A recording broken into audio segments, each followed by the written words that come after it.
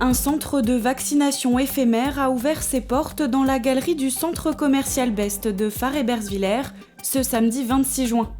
En ce premier jour des soldes en Moselle, 261 personnes se sont fait vacciner sans rendez-vous. L'opération est reconduite ce mercredi, ainsi que les 3 et 4 juillet prochains.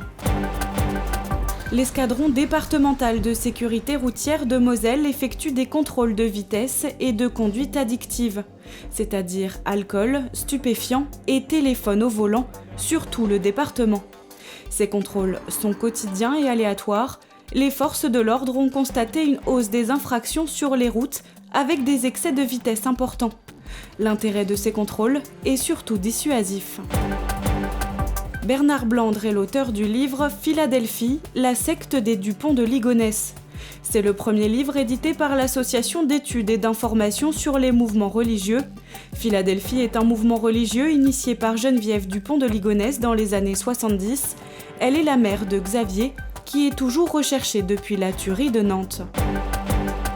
L'invasion de chenilles processionnaires du chêne de ces dernières semaines est due en partie au réchauffement climatique.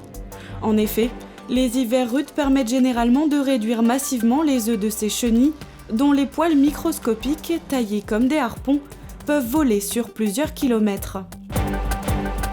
Le 4e tournoi Grand Est de football organisé par l'AS Montbronn s'est tenu ce week-end sur les pelouses du club. 40 équipes venues de toute la région Grand Est ont fait le déplacement pour y participer.